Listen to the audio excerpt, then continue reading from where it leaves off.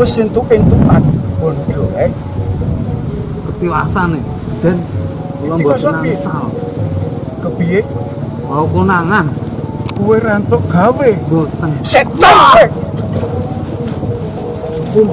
tak pasrah meng golek bondo ngerampok ora entuk gawe dek napa nek njaluk pangan mangan cek oke iso jeblek koyo ngono setan.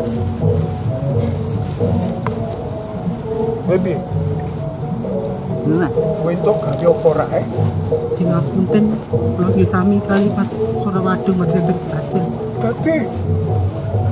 Dadi kowe ora entuk gawe. Ampun Kang, ampun. Cepet dong ngepeleke aku kowe. Ampun. Setan. Ampun Kang. Bro gandung.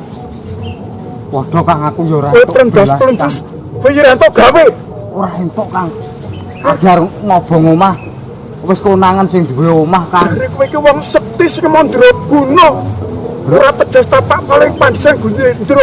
Ku ngadepi wong desa. Kowe sing duwe omah turu entuk gawe. Blas kowe. Ora ngono kuwi. Wis ora ana gunane kowe dadi kandhanganku. Marake nesu kabeh. Blas kowe. Nek rentok bondo njur sing kok pangan apa? Sing kok nggo nyukupi anak bojomu apa? Apa kok pakani watu? Wis. Kang ampun tak pateni kowe. Kepiye? Nek nglakon kaya ngene iki. Jen ora entuk bondo. Aku yo duwe keluarga, yo duwe anak. Ning kene opo? Kowe rentok gawe. Kepujinya balik kaku kowe. Hei. Ki banjur kakangmu Suralawe. Apa kakangmu Suralawe? Ojo kecekel iki, Weh. Kene iki. Ora sak perlu kowe nesu karo adatiku. Ya mesti kepiye? Wong tak pasre golek bondo ngerampok barang sing gampang ora entuk gawe. Jenengan untuk bondo ning njut kepiye? Wis ora usah dipikir. Anggone Surawelang, Surawadung, Suragandung oleh gawe. Iki lho, aku wis oleh hasil sing luwih akeh. Iki cukup kanggo mangan 3 sasi. Awake dhewe kabeh mangan gedhe. Iki lho,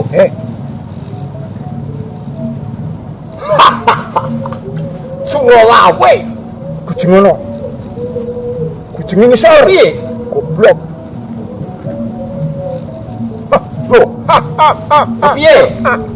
Ora bakal nguciwani Iki Suralawe. emas. Iya, Iki emas 100 gram. Kang gede kowe. lho saka kuwi kanggo makan gedhe. Oh sik. Kuwi banjur Piye? Dino baru olahan gedhe kok malah bingung. banjur nggonmu oleh-oleh ning sising ndi?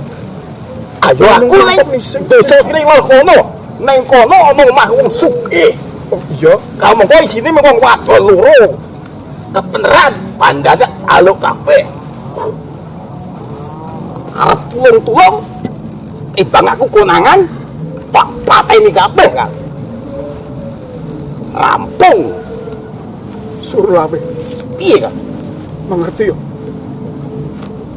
Wong sing kok pateni kuwi anak bojoku. Kowe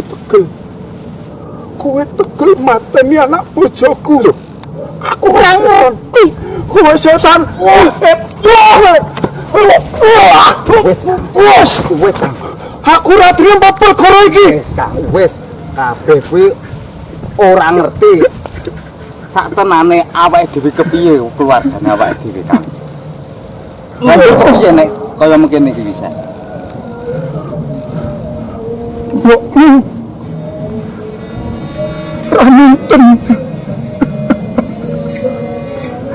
Aku sing luput Raminten.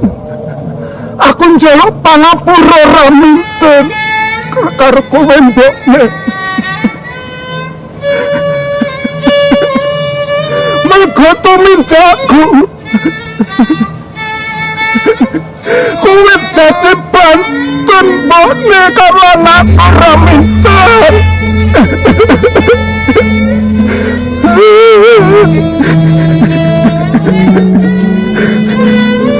Amira bakar pisan kowe dadi banteng mergo sekop tumindakku. Ya Allah, kanggo panebusan kabeh kawebutanku aku bakal marani kabeh tumindakku kang mesti kang ngerjang sarak nyingkiri bener. Wes muga-muga kowe entuk pangapura ning ngersane Gusti, lepas parani jembar kuburmu lan diapura kabeh dosa-dosamu lan ditampa kabeh kabecikan lan dipapanke papan sak mestine ya mbokmu lan kowe anakku Raminten sing tak tresnani.